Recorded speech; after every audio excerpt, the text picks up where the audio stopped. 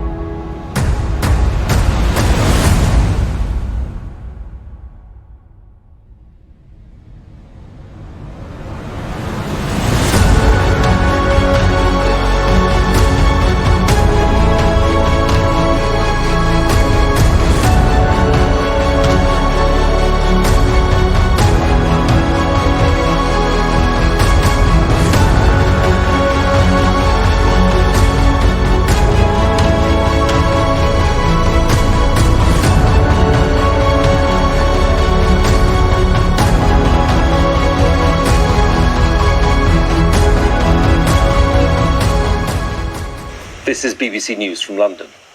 Buckingham Palace has announced the death of Her Majesty Queen Elizabeth II.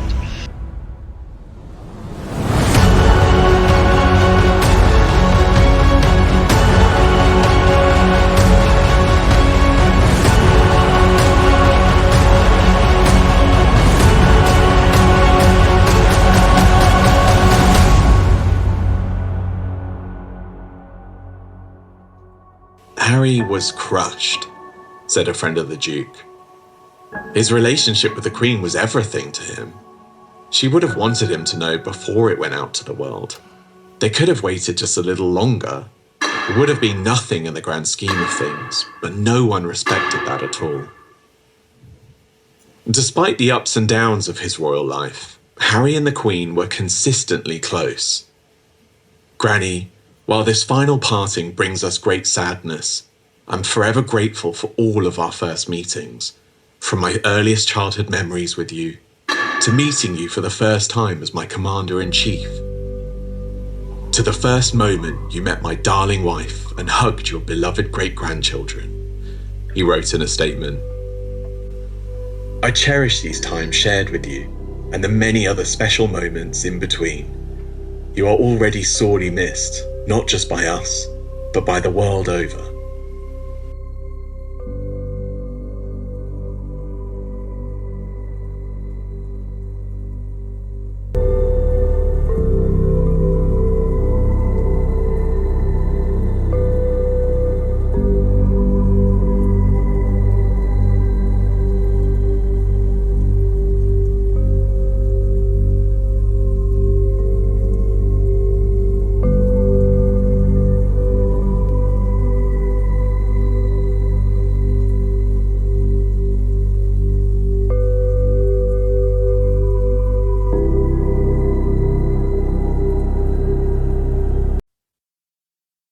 Chapter 9. Gloves off, Prince Harry man on a mission. This is a deep dive summary of that chapter, and it begins with a sort of picturesque description of the Sussex's morning routine in their Santa Barbara home.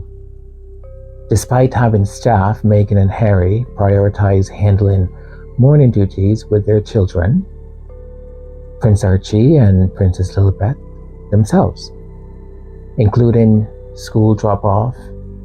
Their mornings are a family-only time, emphasizing their role as a hands-on parent. The chapter highlights the couple's transition to a healthier lifestyle in California, with regular workouts, personal trainers, and other wellness activities. This lifestyle change is contrast with their past life in Britain, which they officially left in January 2020. After their proposal for a half-in, half-out working model was rejected by Queen Elizabeth II and her advisors, and her advisors, and her advisors. I think you folks got the message. The move required starting from scratch, securing financial stability, and launching new projects under the public eye. The narrative touches upon the challenges they faced, including strained family relationships, the pressure of public scrutiny, and the initial uncertainty and stress of their new life, especially not having security and how to pay for it. Despite these challenges, their experiences confirm their decision to leave the royal family.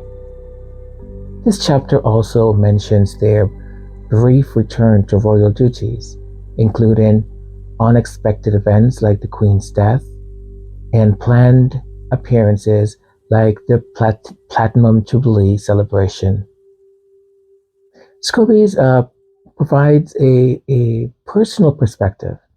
Having accompanied them during their engagements, he notes the couple's continued commitment to causes they supported before leaving the UK. Despite the distance and changes in their lives, the chapter hints at the upcoming release of their Netflix docuseries and Prince Harry's memoir, Spare, amidst a backdrop of family and palace dynamics. The chapter continues to detail the Sussex experiences during their visit to the UK in September 2022. The couple stayed at Frogmore Cottage, their Windsor-based, with a packed schedule that included no plans for socializing or family visits. They were focused on their engagements and eager to return to their children, Archie and Lilibet, in California. Notably, they took private time to visit Anthrop, Princess Diana's resting place, making their first visit there as a couple. The chapter reflects on Frogmore's cottage, transition from a house of promise to a place that felt less comforting after their move overseas in 2020. Despite this, Harry and Meghan looked forward to the Wild Child Awards, and an event dear to Harry and one of his first royal patronages. However, their plans were disrupted when Queen Elizabeth II doctors advised her to rest, raising concerns about her declining health. Just days before, Harry had a positive and upbeat phone conversation with the Queen, unaware of the severity of her condition. As the situation escalated, Prince Charles informed Harry of the need to travel to Scotland immediately. Attempts by Harry to coordinate travel with his brother, Prince William, went unanswered, leaving him to arrange his own travel completely in the dark. This situation highlighted the isolation and lack of communication Harry faced within the royal family. One friend of his is noted as saying, "They're just punishing him. When will they stop?" Charles instructed Harry to travel to Scotland alone, despite previous plans for Meghan to accompany him in such a scenario. This decision was framed as protocol, but sources suggest it was because Kate, Prince William's wife, chose to stay back for their children's school commitments and a desire to exclude Meghan.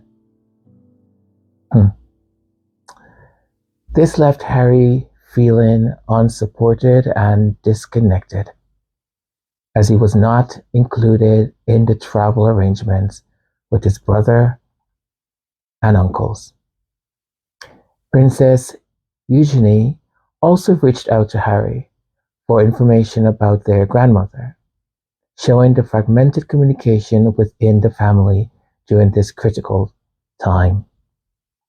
I wonder if they left Princess Eugenie out of the conversation also because she's friends with Meghan and Harry. And as we know today, you know, the senior royals do not approve of such friendship. You know, it's as I read that chapter, and I'm just pausing here to give a little bit more broader commentary. In most families, you know, the birth of a child and the death of a member of the family or illness usually will bring families together. Usually you'll set your differences apart, or you'll see the insignificance of your arguments, or you know, like why even? You start to realize how fragile life is, especially when it's a loved one and someone that has meant so much to your family, the matriarch. You know, I had the opportunity when my grandmother on my dad's side was ready to go, and she was in the hospital for over a couple of months, and I tried to go every day, and I would sit next to her, and I had the most privileged opportunity to ask her questions, and I still, to this day, I wish I had asked her even more, because she just told me stories, a little bit about her life and a little bit about my dad as a kid, and it was just so wonderful to hear these stories, and allowed me to see and put into perspective, you know, the way my dad is, or know about the love story of my grandmother and my grandfather. So you would think, right, that in these times, these people especially, because they are at the very top of the food chain when it comes to status and norms and behavior and protocol and the way we're supposed to behave, well, the British anyways, and for the rest of us in the Commonwealth, you know, we have inherited a lot of the British ways of doing things. So you would think they would, you know, give a good example, and to think that they were so petty about it all, especially William. You know, it really, your brother did not do anything to you. Your brother is just trying to save his marriage and protect his child and his wife from things you folks were doing and feeding the tabloid press and leaking and all that kind of stuff. Oh, it's quite sad. It goes on to say, on the tense and emotionally charged circumstances surrounding Queen Elizabeth II passing and Prince Harry's efforts to reach Marlborough, as rumors of the Queen's critical condition intensified, Harry, isolated from his family, struggled to find a flight to Scotland. Eventually, he secured a private charter for £30,000, setting off on his own. The narrative highlights the communication gap within the royal family. Prince William and other family members departed earlier without informing Harry. As Harry raced to Scotland, he was unaware of the Queen's passing, which occurred as the official time 3:10 p.m. So that's 1510 hours military time.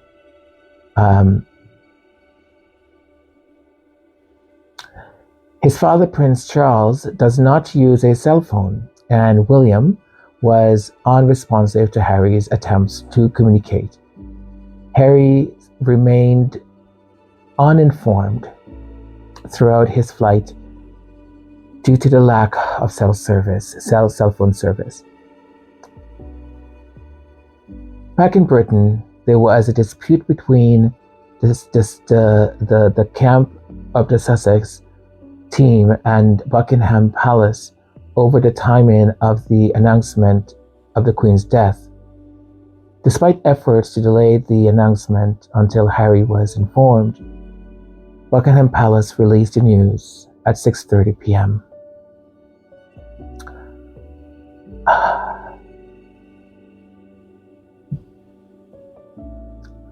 Harry learned about his grandmother passing through a text from Meghan and a BBC News alert. This situation led to feelings of hurt and disappointment among Harry's friends, as they believed the Queen would have wanted Harry to be informed before the public announcement.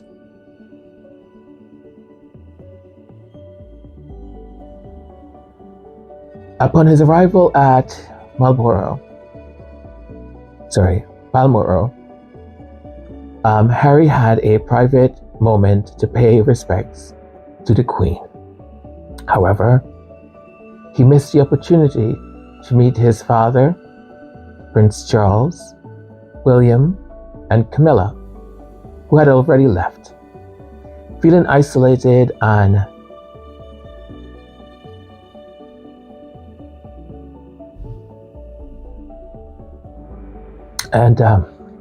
unacknowledged by his family, Harry spent a solitary night at Balmoral and booked a return flight on British Airways the next morning. The chapter conveys the profound sadness and complexity of Harry's relationship with his family, particularly during this period of loss and mourning. The lack of communication and support during this crucial time was a poignant reminder of the distance between Harry and the rest of the royal family. The emotional aftermath of Queen Elizabeth II's passing, focusing on the Sussex and their interactions with the royal family in public. Initially, Harry and Meghan kept a low profile, hoping the focus would remain on the Queen's passing. The Queen held a special place for them, and her loss significantly impacted their connection to the royal family. The new king, King Charles III, urged Prince William to invite Harry and Meghan to join the public mourning at Windsor. Despite William's reluctance, given the acrimonious relationship between the brothers, he eventually texted Harry inviting him and Meghan. This was their first direct communication in months. With little time to prepare, Harry and Meghan quickly got ready to join William and Kate at Windsor Castle. The tension was palpable as the couple, who had not interacted much since Sussex's departure from royal duties, rode together to greet mourners. The car ride, filled with silence and awkward small talk, highlighted these strained relationships. Upon arrival, the couples split up to interact with the public. Despite their professionalism, the atmosphere was tense, especially for Meghan, who faced a mix of support and animosity from the crowd. Some members of the public openly expressed disdain, while others offered support, reflecting the polarized public opinion of the Duchess in the UK. We wonder why. The chapter notes that Meghan and Harry decline in popularity in the UK, especially Meghan's, was a significant concern, with security on high alert. Despite these challenges, Meghan managed to maintain composure, moved by the support from a young fan. Similarly, Kate also reportedly found the event challenging due to the strained relations between the couples.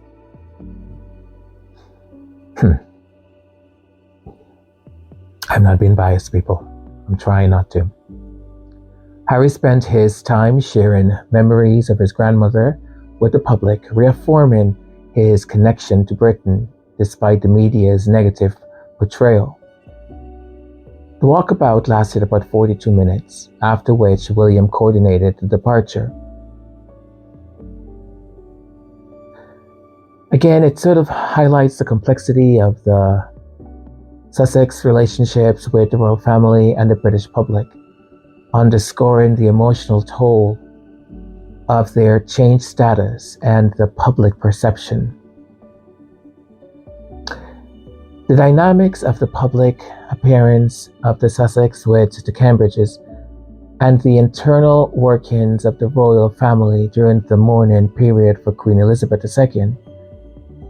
It starts by discussing the orchestrated photo of the four royals together, with sources from Kensington Palace and the Sussex camp providing different accounts of whose idea it was, with a Charles aide criticizing it as a grab for positive press.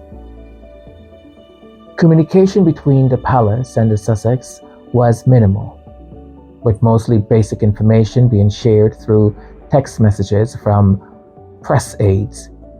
A significant point of contention was the issue of Prince Harry wearing his military uniform for the Queen's vigil. Initially, Harry was told he couldn't wear his uniform, despite being a decorated war veteran. After some deliberations, King Charles allowed Harry to wear... Oh, this so annoys me. But oh well. To wear his blues and royal attire, but without the Queen's ER initials,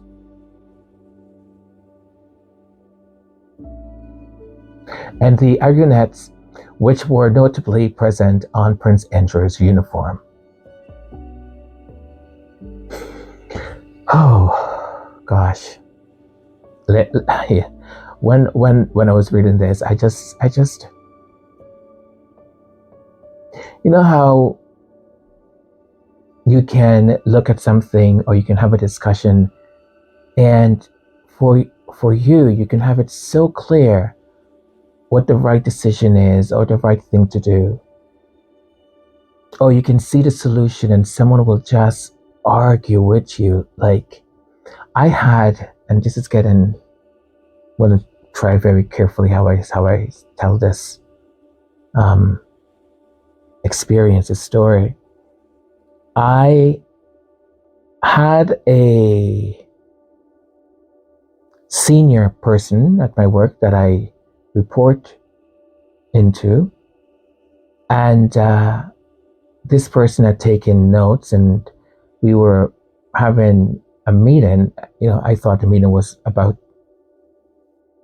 planning for FY24, but it wasn't. It was impromptu evaluation, and the person went on and started listing things that they thought that I was not doing well or not meeting standards. And when they were finished, I said, "Well, I disagree with everything you've written there." And I said, "I can actually, if you wish, explain to you why everything you've written there makes no sense." So one of the things was I was supposed to be executing certain, how do I put this in a way that I don't disclose things? Okay, so I was supposed to be, let's say there is a project or program, right? And let's say for that project or that program, there's a system called ABC. And you're supposed to be utilizing this new system, ABC, in order to execute this program or project. Now, I've been using the platform and the system that, as far as I'm concerned, that's the one that we use. And let's call that one DEF, right? So DEF, I'm using DEF. So I said, I don't know what you're talking about platform ABC. I said, I'm not aware of any ABC. And the person insisted that I was aware of ABC. I just chose not to use it because I like to get my way or something like that. And I sat there and I'm thinking, is this evaluation about me? Because I don't recognize this person because this is not me, right? So I said, when would I have known about this new platform, this ABC platform? I said, well, everyone knows about it. You know, we discussed it 4 months ago in this meeting. I said, we discussed it. I said, I was never in a meeting where we discussed this. If I were, I would know. And the person insisted, you were there, and this is not acceptable. You need to follow company policies. And I'm looking, I'm thinking, you must have the wrong person. So I said, with all due respect, can you please provide me with a date when this meeting occurred? And, in a huss and a fuss, the person did. And I said, can you look, please, since you have it on the laptop right now, can you please look at the calendar invite and see if my name is on that invite? My name was not on the invite. So, kind of caught in that,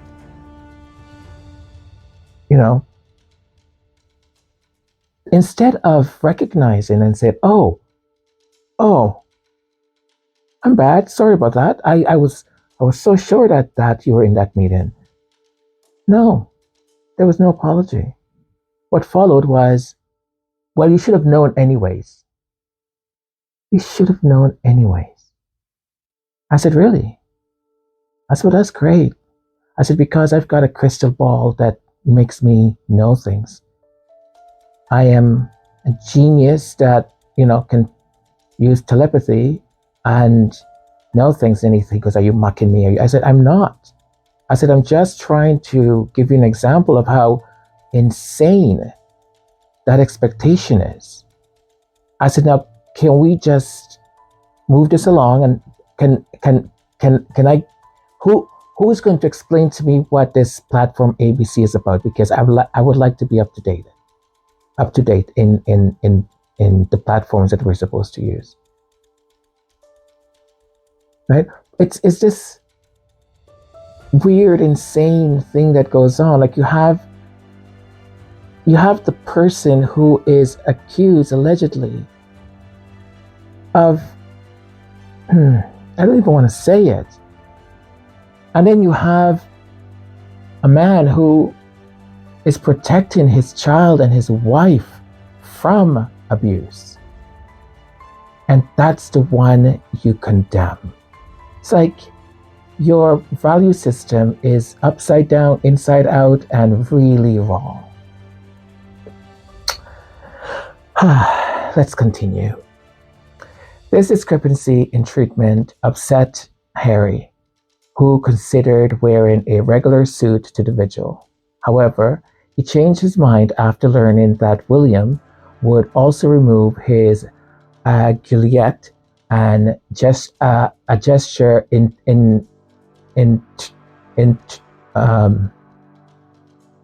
interpreted as a rare show of support. I mean, come on, William, like really. This chapter also touches on the perceived coldness towards Megan from Camilla, Kate, and Sophie during the state funeral and the overall unpleasant experience of being pulled back into the royal fold. The Sussex focused on honoring the Queen despite the challenges.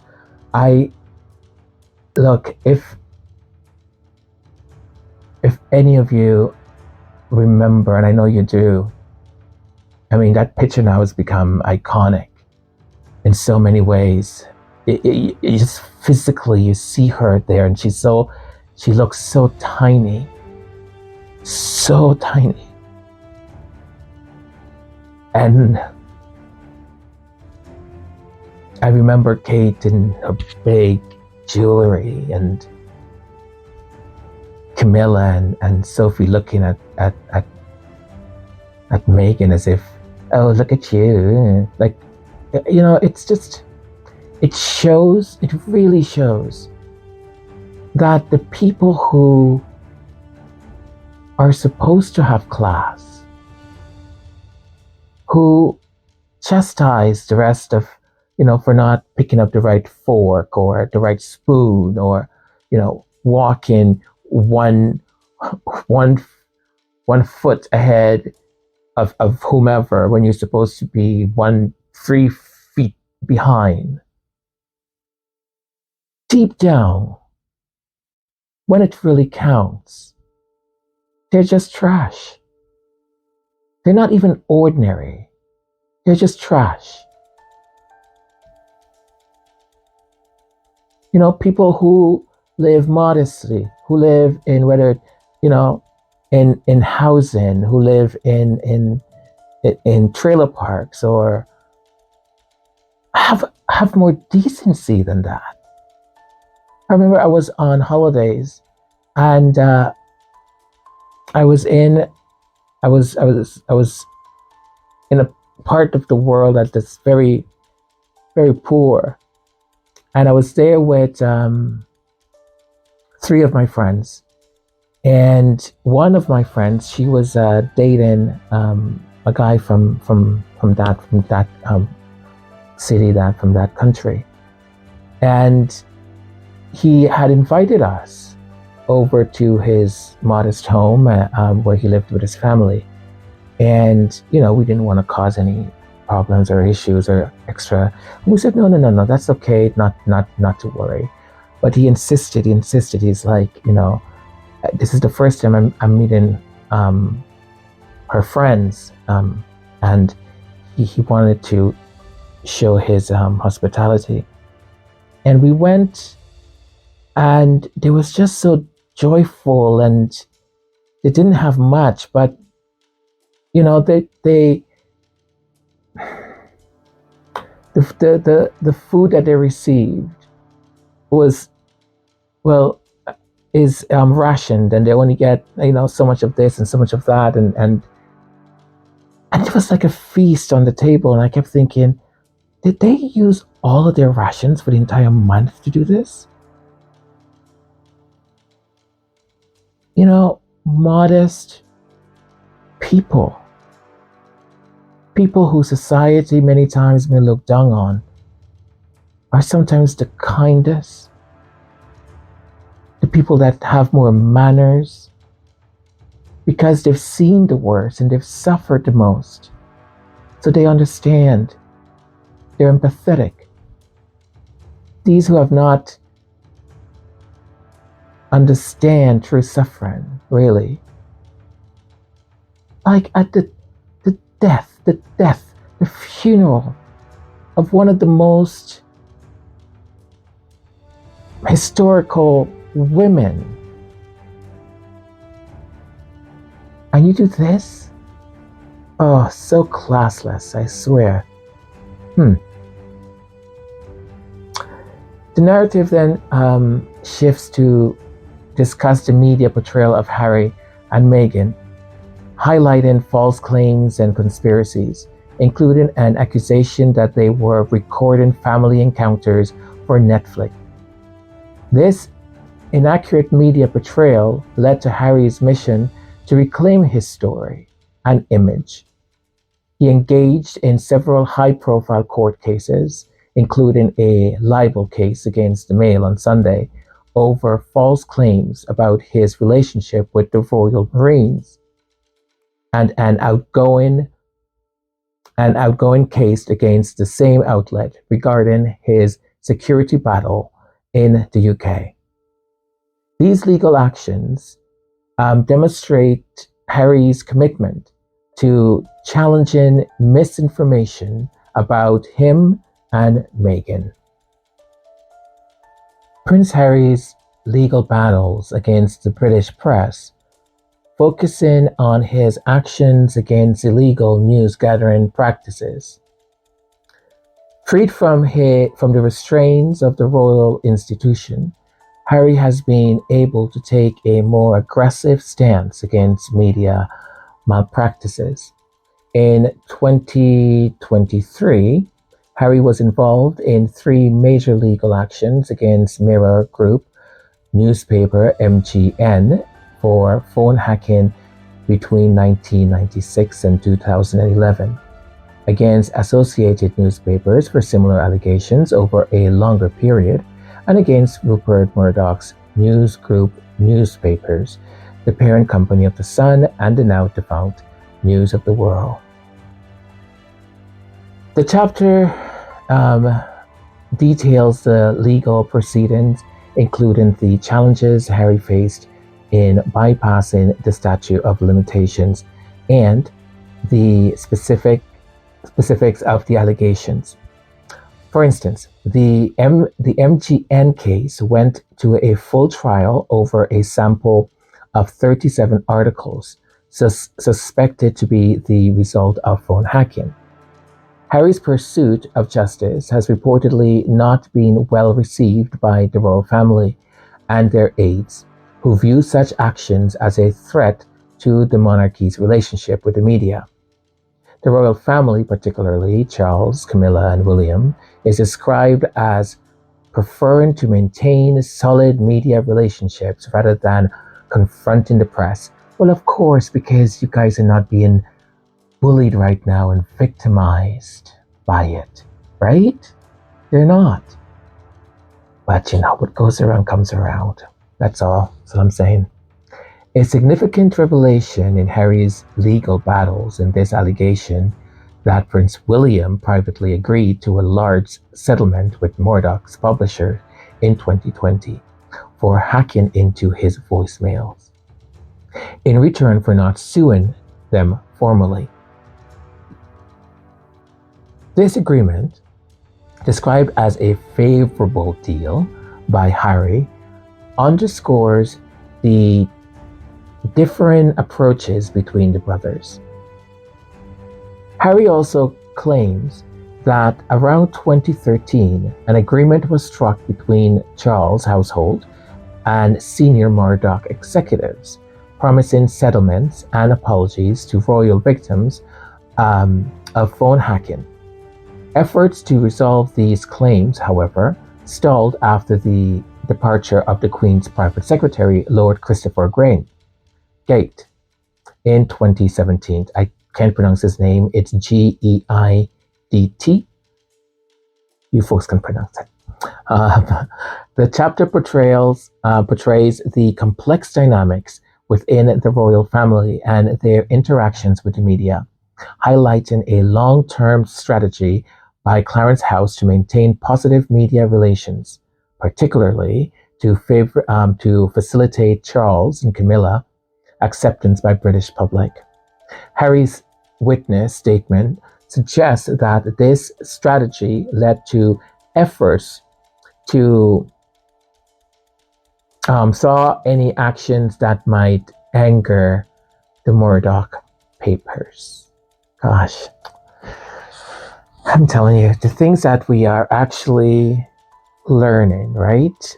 Things some of us may not have known, but some of us do. How much the newspapers and media are all in bed, and how much of our politicians and government is controlled. But it's all being laid out for us these days, and the world, I think, is going through some kind of transition, and I hope we transition to something good. I hope we are a caterpillar right now and we turn into a really beautiful butterfly, God willing. Prince Harry's legal battles against the British press focuses on the tensions these actions have created within the royal family and the media industry. Harry was summoned to Buckingham Palace, where Edward Young and Clive Alberton and Prince Charles demanded he dropped the legal actions due to their potential impact on the entire royal family. Despite this pressure, Harry remained determined to pursue justice, unaffected by concerns about his reputation. Go, Harry, go. The media responded to Harry's legal actions with heightened negativity and aggression, often framing his actions as attack on his family. However, sources close to Harry clarified that his intent was to protect his rights, particularly given the undisclosed agreement between Prince Charles and Rupert Murdoch that was made without Harry's knowledge. Prince Charles, understanding Harry's motivations, expressed support for his son's legal battle. You know, there's certain parts of this chapter and of the book in general where I'm going, really, did that? Are you sure? And if it's the case, look, it is good. You know, people are multifaceted. You can be one thing and then turn around and be something else, and you can be nice over here and then a cruel, mean torturer on the other side, I guess. So he expressed support for his son's legal battles. Unlike many victims of press intrusion who settled out of court, Harry chose to pursue his cases in court, empowered by the financial independence he gained since moving to California. Harry's legal actions, along with those of other high-profile individuals like Sir Elton John and Liz Hurley, have threatened Britain's most powerful publishers. These efforts aim to expose the culture of phone hacking and other illegal practices in the media industry. The chapter also reveals the author, Omid Scobie, as a witness in the phone hacking trial against Mirror Group newspapers. He shares his experiences as an intern witnessing conversations about phone hacking, including by the then editor-in-chief, someone by the name of Piers Morgan. In his testimony at the Mirror Group trial, Harry provided evidence of being targeted by MGN and discussed how press intrusion affected his past relationships, including an incident involving his ex-girlfriend Chelsea Davy.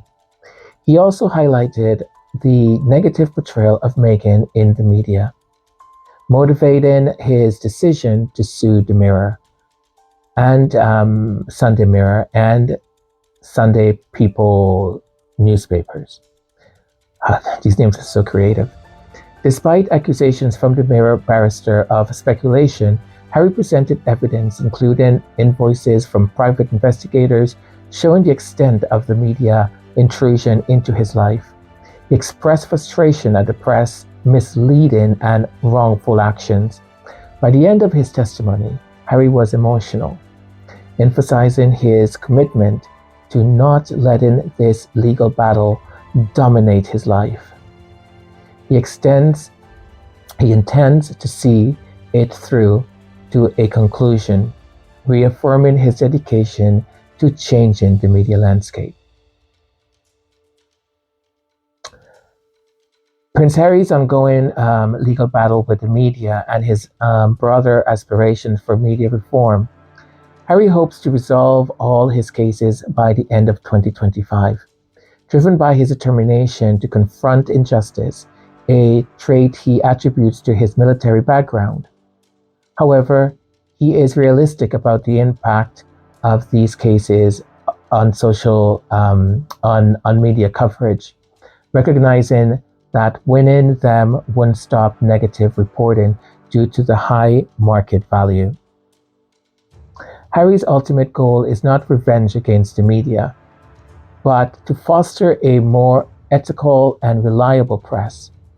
He anticipates that his actions might lead to substantial changes in media practices, hoping that the British government, potentially under a new Labour administration, will undertake a major overhaul of the sector. I know what they're waiting for. It's just so sad. Professionally, Harry has been involved in various projects, including the Harry and Meghan docu-series and his memoir, Spare. Contrary to rumors, there are no plans to add new chapters or updates to Spare in its paperback release. Instead, Harry is shifting his focus to other production efforts, including 2 scripted Netflix projects and continue work on the Invictus game. The chapter also touches on the Sussex desire to move away from their royal past and the drama associated with it. Their brand, which became synonymous with controversy by early 2023, was not in line with their aspirations as global philanthropists.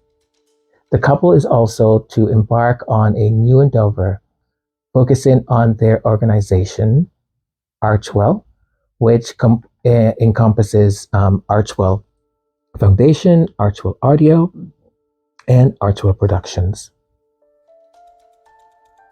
Building Archwell during the pandemic presented challenges including rushed decisions and public relations missteps.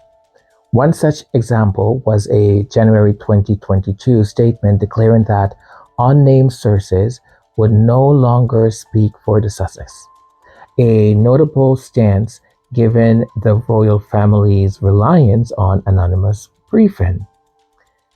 This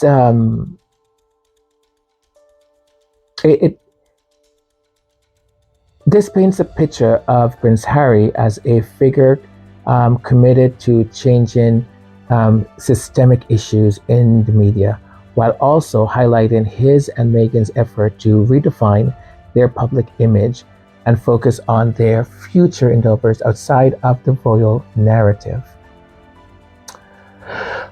Challenges and evolving strategies in their interactions with the media and their various businesses and philanthropic endeavors. Initially, a public statement from the Sussexes declaring that unnamed sources would no longer speak for them created confusion, particularly when unnamed sources continued to speak on their behalf shortly afterwards. Okay, that's kind of funny. But it is kind of funny. It's like, no one else speaks for us. No one. Only we speak for ourselves. And then, by the way, we do have unnamed sources who will speak. Oh, that's kind of funny. And I remember this very well because, I mean, so many, as things and rumors come out, we usually would say, no, if it's not a statement coming from Harry or Meghan, no. Until they say it, we don't believe it, right? Because that is what the way we understood it. This led to a reconfiguration of their media strategy and the hiring of a new head of communication, Ashley Hansen. The Sussex credibility had been strained by years of British newspaper scrutiny, or British newspapers scrutinizing their every move. They acknowledged the need for improvement in this area, especially after experiencing distressing situations like the paparazzi case in Manhattan and misunderstandings about information released by their aides. Commercially, the couple faced challenges with their Spotify deal, initially signed up for a $20 million partnership. They experienced creative differences with Spotify, reportedly seeking content that would generate headlines and increase subscriptions. The outcome was the production of only one Christmas special and Meghan's Archetypes podcast series, leading to an eventually parting of ways with Spotify in the summer of 2023. I don't know what Spotify wanted more of. Like, I don't understand, because Spotify What were you guys thinking about? Archetypes was number one consecutively all the time and in so many countries. So many countries, and it was so good. So good. That that podcast alone was worth 20 million as far as I was concerned. So good. Like sometimes I think people that run these companies are just a bunch of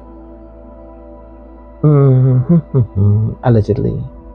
I don't get it. I really don't. The Sussex charitable endeavors also underwent changes.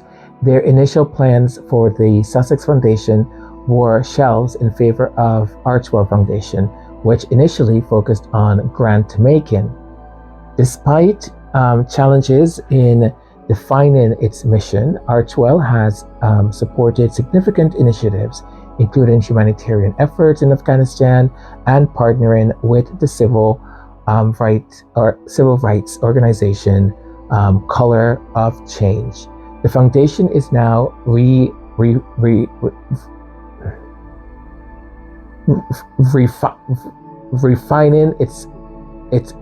refining its focus, particularly in the realm of mental health, and is developing programs to build a better online world. This includes a partnership with the Social Media Victim Law Center. The foundation also aims to restore trust in information and explore structural reforms, tying back to Harry's battle with the media. I think this is so fantastic, right? When I saw this about the Social Media Victim Law Center, I immediately thought of the Mental Health Day in New York, and those parents and to know that Meghan and Harry have been speaking with those parents for a year now, and helping and crafting and planning and all of that, right, in order to bring laws or policies or safeguards for our kids and to be frank for all of us, right?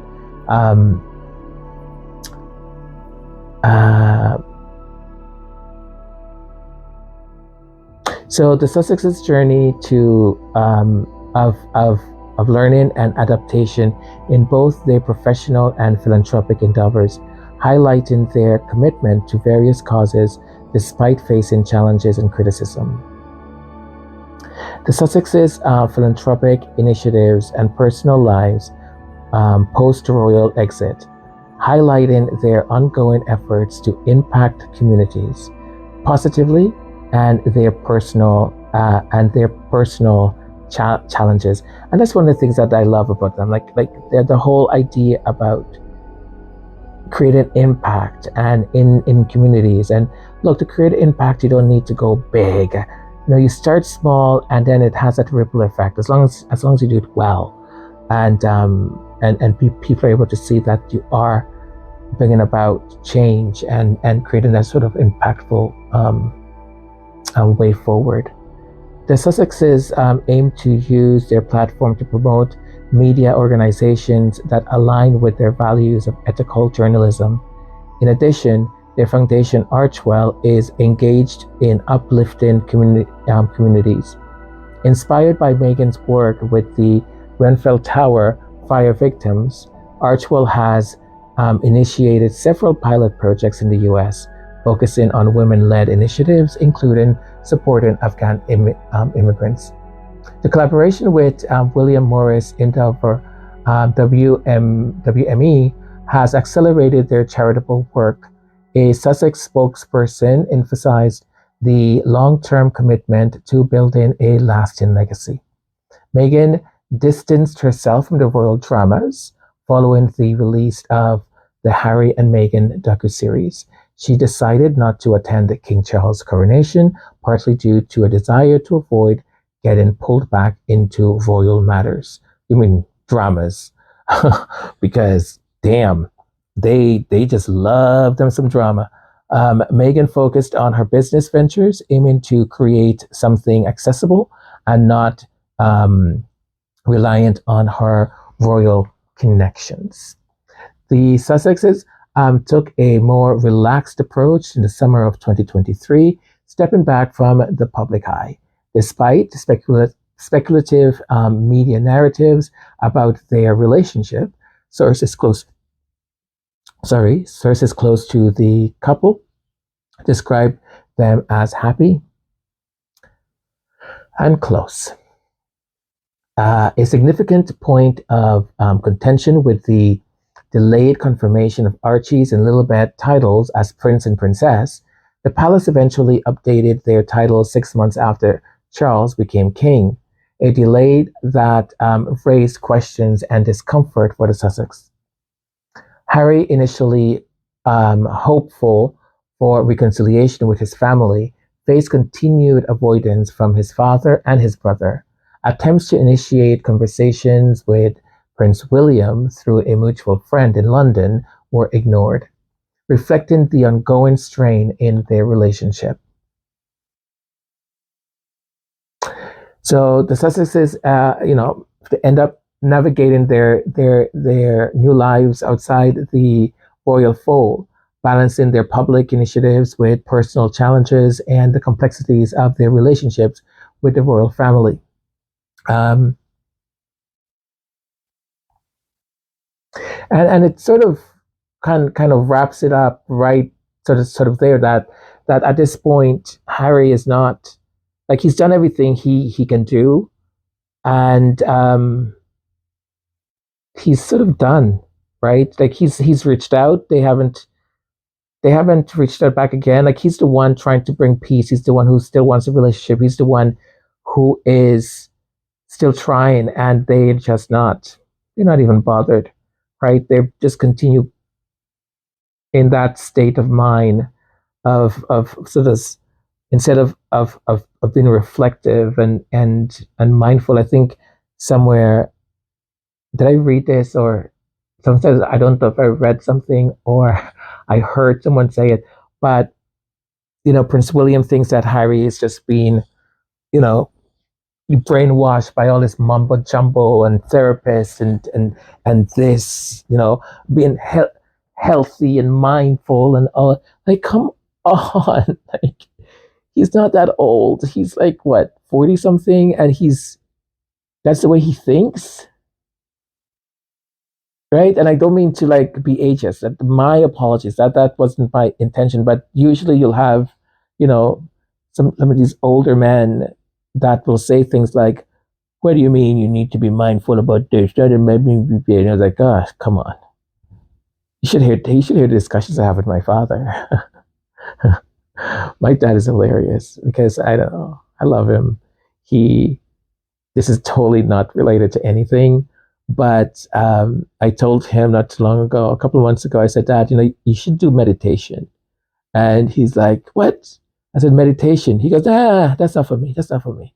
I said, Dad, what is meditation? Tell me, explain to me, what is meditation? What is your perception? How do you define meditation? He goes, "It's that thing that they put those things on, and they put a mat on the floor, and they do like all these weird poses." I said, "No, that's yoga." I'm like, "That's yoga, Dad." He's like, "Well, whatever. It's the same thing." I said, "No, it's not the same thing." He's like, "Yes, it is." Like, I'm not going to argue with you. It's not the same thing. Meditation is one thing, yoga is another. They may go together and work really well, but they're not the same thing. Oh, yeah. So I was doing meditation through the Oculus headsets, and so I thought, it's really good, by the way. So I took it home and I said, try this, and he puts it on, and it's 3D, and you feel like you're actually there, and they have all these things. You feel like you're kind of flying, and my this, the thing started, and you know, because it's like a simulation. So Ray's my dad took that thing off of his head so fast. He's like that thing makes it's making me feel like I'm not sitting down. I'm off the ground. And he goes, he goes, I don't like that thing. I don't like it. He goes, because my dad has vertigo, and I'm not laughing because like he has vertigo, and I didn't do this intentionally, but that was just the beginning of the meditation. Like it kind of goes. It makes you feel as if it's moving from one floor to another. So I said to him, I said, Dad, okay. Anytime you see that it has like that, and you feel like it's making you feel like you might get nauseous or it's moving, I said, just close your eyes, and open it back again. And when it's not moving anymore, okay, I tell you that story because at the end of it, he loved it. He was like, I said, okay, Dad, enough. Like you need. He's like, okay, show me another one. Show me another one. I was like, Dad, you've done four already. He goes, well, I need a lot of relaxation. Your mother. I was like, please don't bring my mom into this. Your mother. Oh gosh, I love them. They just, if I could bottle them up and just have them as just yummy people, because they just make me laugh ever so often. They crack me up, period. And yeah, I just love them. Anyways, that sort of concludes the extended summary of chapter 9. It really does end sort of there, with Harry having that wish, right? That they will connect, and he's tried, and now that he's tried and they've done nothing, he's decided. He said, "Okay, well, I'm moving on. I'm looking towards the future." So this whole thing now with the naming of who is the racist and who's not, as I said prior, they all are. I saw this morning on Australian TV. Oh gosh, Sky in Australia is so annoying, allegedly. And there were three women, and it's amazing when you look at people sometimes and you think, are you thinking or are you just not thinking? Are you just doing this because that's the song you need to sing in order for you to get paid and you don't really believe it? Because once again, Harry and Meghan, who have nothing to do with this, absolutely nothing, except, right, that it was brought up in the interview, and it was brought up to highlight the difficulty. Is just one example of the difficulty of race in the royal family. It was an example, right? An example of, even there's a discussion about him not getting a title or the title, and a discussion of how light or how dark his skin might be, concerns about that. So it was used as an example, right? And fine, people decided to narrow in on that one example. I find it amazing how quickly people moved on from Meghan saying, I wanted to take my life. Like the mental health angle, like it just went so quickly. It's like it was like a not even a drop of water.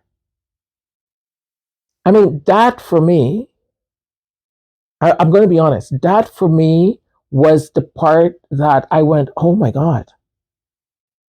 When she said, it was so clear, the thought was so clear that I was so scared, because it was not coming from, I wasn't taking drugs, I wasn't drunk, it was just very clear. I'm going to do this. This is how I'm going to do it. This is when I'm going to do it. And it's going to, all of it is going to be over. When she said that, my heart dropped. It dropped. I just wanted to give her a hug and just say you're going to be okay. You're going to be okay. You're fine. And then as an example to illustrate, right, the things that were happening and the covert racism and how the media, all of that, to give examples, and she's given them, and just an add-on, and my own unborn child, they're discussing whether or not, concerns about the color of his skin. Look, I get it, right? I get it, but I think maybe because I'm part of such a, as I said before, a multicultural, multi-heritage families that I exist in. That wasn't the number one thing that boiled up for me. And now we have these Australian commentators on Sky TV Australia saying, well, this is Meghan's and Harry's fault, and Meghan should come out and say something. She has to say something. She doesn't have to say a word. Shut up. Shut up. She doesn't. She didn't start this. You may say she started it because she mentioned it. No, she didn't start it. You know who started it? The person or persons who asked the question in the first place. They're the ones who started it, not her. Like, get your together, please, please. I would love. I mean, let me say this, and then this is it. Okay, I would love to see any of them. Just pick one, because we've seen how the men react, right? We saw how Pierce Morgan reacted when he was confronted, and not even for 5 minutes. So indignant. I'm not gonna sit here and shout to the oh, poor little baby, boo, boo, boo, boo, boo, boo. Walks off the set of, of his show, so professional, because one time, his co-host, or one of his co-hosts, decided to say, "Hey, listen, hang on a minute. We have to sit here every single freaking day, and you demean this woman. You say all these things. You sort of present them as if they were facts when they're not. And what you actually are, you're just a scorned man. By the way, weren't you married when you were trying to like? Hang on a minute, right? So I don't know if these people actually think. I mean, it's either they are exposing how stupid they are, like how dumb they are. Because I think when people just believe a narrative and they go with it, they just go in with it, all in. So that's one option. They're just dumbass stupid. Two, they know the truth, but this is just theater for them, which in some sense makes it worse because the damage you're doing, right, is so bad that it's making someone want to not exist. And you would think that would give you reason for pause. I think it was today also, I saw on one of these other shows in the UK, I don't remember the guy's name or the host name, but he does segments on BBC Travel. He has dreadlocks and stuff, and he was talking about, I think, going vegan and the amount of ethanol, I think it's called, or ethane or something like that, that cows emit into the environment. And it's one of the major polluters and so on. So he was saying, because of his son, also, he wants to set an example. He wants there to be a planet. And the host, or the co host, she She started to talk about Betsy the cow. Well, she didn't call it Betsy. I think she called it another name. But she's like, "Oh, poor Betsy the cow. Are you gonna like? Are you saying that Betsy the cow?" And she's infantilizing this man. She is talking as if the cow was a cartoon. And I'm watching this and I'm thinking, is she just stupid? Or she knows what she's doing? Because I'm not quite sure which one it is. Because you folks keep up some arguments that are asinine. Asinine. I go back to this thing again. My mom told me once, and this does relate, okay? My mom said to me once, she said, "You are so educated. But damn, you're stupid when it comes to being street smart." Because I could be very naive. I'm not joking. I could be very naive in certain things. And my mom is not. She's like I don't want to say she's from the streets because she's not, but she knows her things, right? She's a very smart woman. Like she's very smart.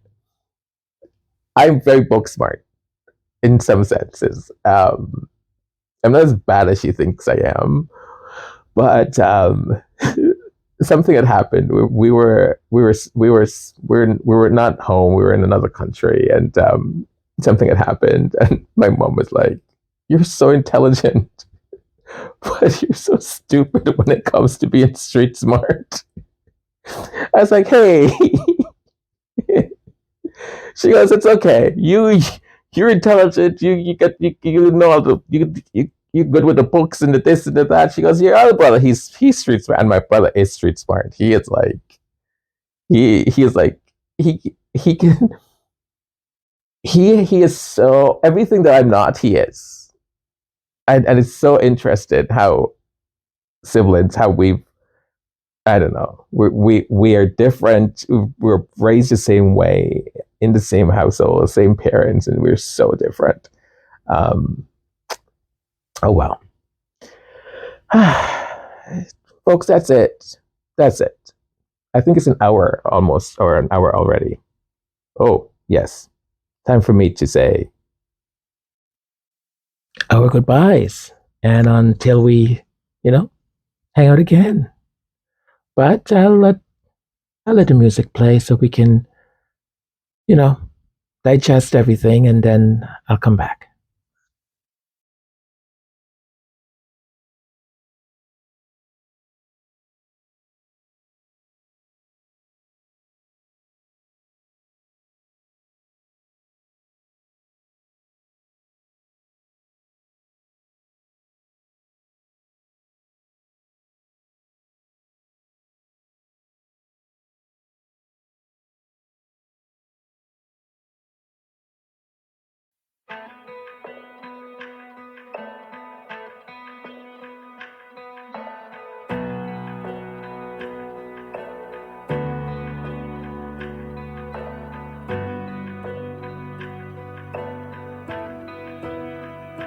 Take me down to the river where the peace won't run dry. Gather round at the river where my soul comes to life and I come alive.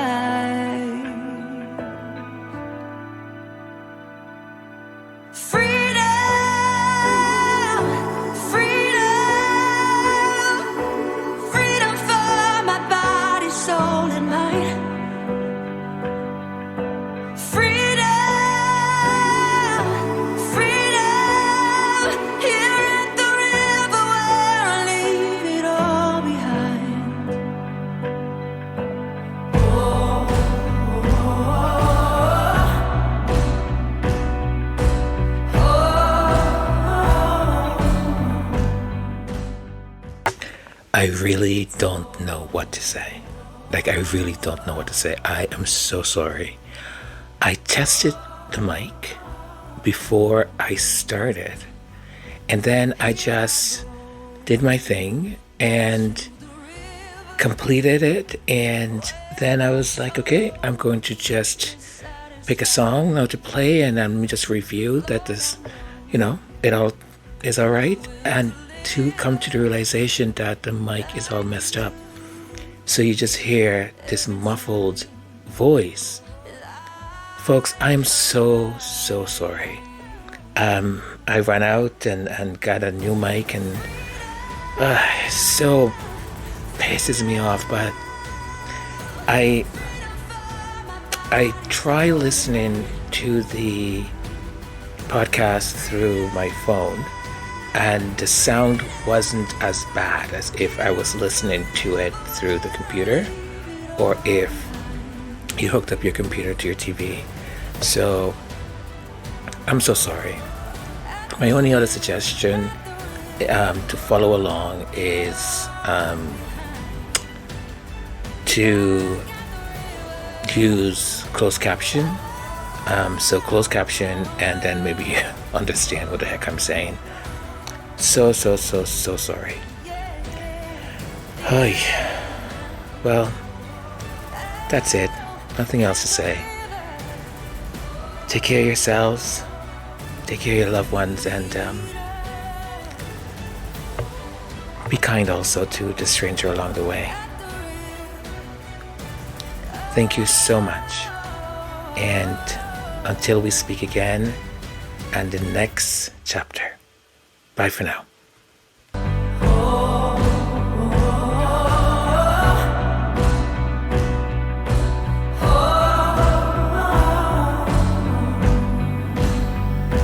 Here I go back to the river where my soul is satisfied. Lord,